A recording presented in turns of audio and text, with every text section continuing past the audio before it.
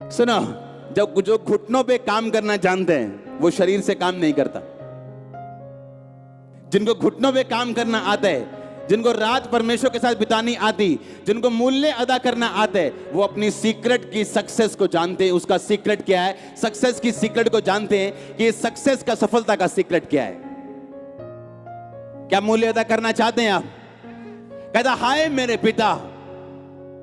अगर खुदा कहता कि नहीं, तूने गलत बोल दिया, क्योंकि यीशु मसीह ने कहा कि मैं युगानुयुग एक सा रहने वाला परमेश्वर हूं। वो नए नियम से पहले भी ऐसा था, पुराने नियम में भी ऐसा था, नए नियम के बाद भी ऐसा है। क्योंकि क्रिश्चियनिटी में हर एक बंदे की कॉलिंग डिफरेंट है। ये परमेश्वर का चुनाव है जो माता के गर्भ से वो करता है, और जब वो बंदा उस चुनाव को पकड़ लेता है, उसे सिद्ध करता है, तो उसको कोई हटा नहीं सकता।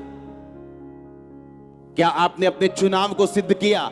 जो परमेश्वर ने आपकी लाइफ में करना जो वो चाहते हैं, क्या आपने उसको पकड़ा?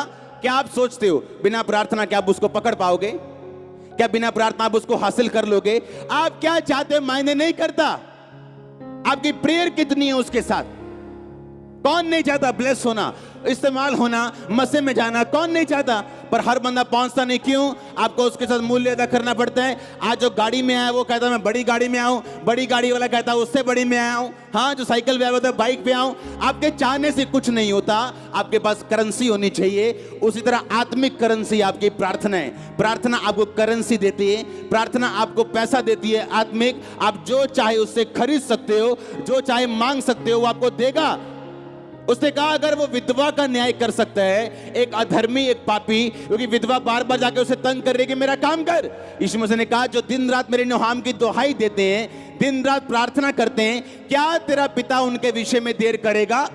क्या वो उनकी प्रार्थना को कबूल नहीं करेगा? कहता वो करेगा जो दिन और रात उसके नाम की दुहाई देते हैं।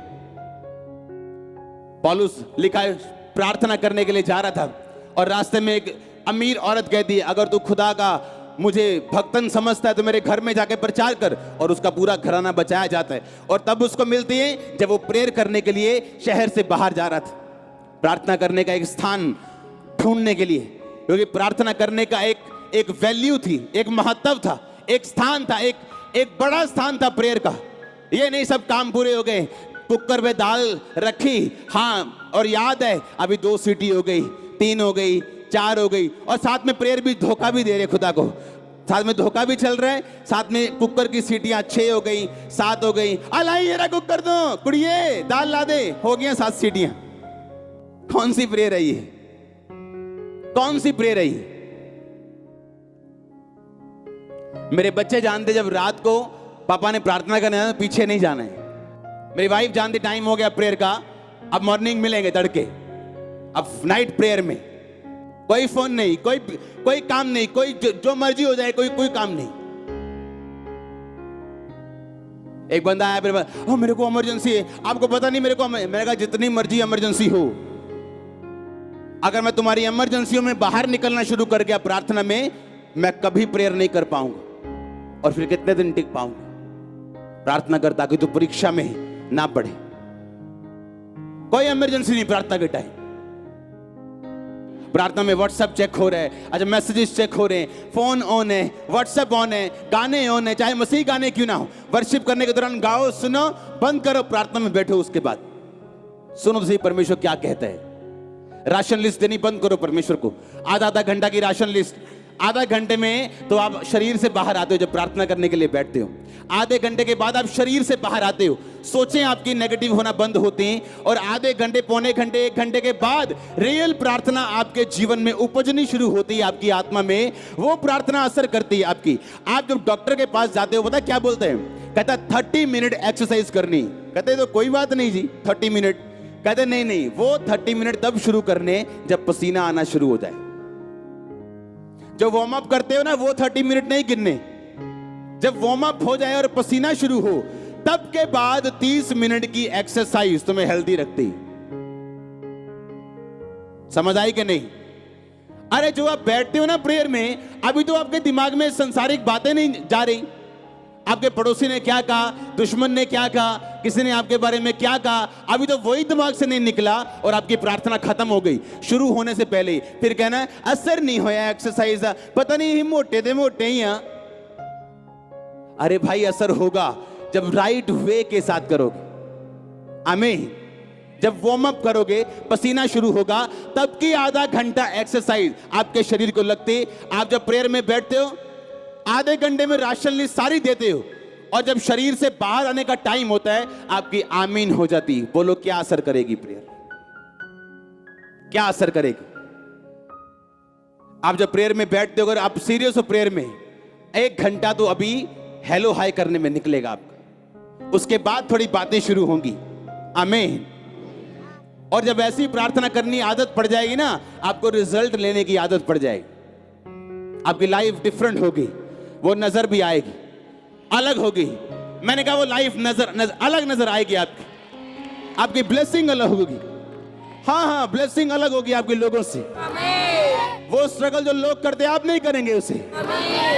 आधा घंटे में तो भी हेलो हाय नहीं शुरू होती, आप शरीर से बाहर आना शुरू होते हो, गंदी बातें आपके दिमाग से जानी शुरू होती, व्यभिचार की बातें खत्म होनी शुरू होती, आप बैठते हो और सब तरह के विचार आपके दिमाग से निकलने शुरू होते हैं, और तब जाके आप वार्म अप होते हो आत्मा में, और तब प्रेयर आप बंद कर देते। कुछ तो सोच रहे हम तो वार्म अप भी नहीं करते। हाँ, इधर घंटा भी नहीं करी थी, इधर आगे दी गल्लां दसी जाती। मैंने प्रभु को पूछना रोज कि परमेश्वर क्यों मेरा हल नहीं करता तू, और पवित्र आत्मा ने कहना अपनी प्रार्थना बढ़ा। क्योंकि गोल से टेबल के ऊपर ऐसे हाथ रख के 15-15 मिनट 20-20 मिनट में 3 बार प्रार्थना करता था रोज, और 15 मिनट में 10 बार घड़ी देखता था, 3 बार मोबाइल देखता था। कितने मिनट हो गए? अच्छा 7:30 हो गए, अच्छा 12 हो गए, अच्छा 14 हो गए, बस 1 मिनट रह गए। ऐसे शुरू की प्रेयर मैंने, और धीरे धीरे परमेश्वर का आत्मा लेके जाता रहा। मुझे एक इंग्लैंड से एक पास्टर, मैं फोन पे उनसे बात कर रहा था, उन्होंने कहा जो आपकी लाइफ में हो रहा है ये लोगों को मालूम हो ना हो, लेकिन हमने देखा है। आप सारी रात प्रेयर में होते थे, और जब आपके रूम में हम जाते थे तो आपके रूम में खड़े नहीं होता था, इतना मसा होता था, हमने देखा है। और जब वो रूम में आने लगे, उन्होंने मुझे बताया, मैं भूल गया था, उन्होंने खुदा ने मुझे कहा अपनी जूती और अपनी जुराबें उतारो इस रूम में, फिर एंटर कर। और कहते जब मैं रूम में एंटर हुआ, मुझसे खड़ा नहीं होया जा रहा था। कहते हमें कोई हैरानी नहीं होती जब हम खंबरा के कामों को सुनते हैं, आपके कलीसिया के कामों को सुनते हैं, गुरदासपुर को सुनते, कहते हमें हैरानी नहीं होती। अगर ना हुआ होता तो हैरानी होती, हमें कोई हैरानी नहीं होती, हमने देखा है। हालेलुया।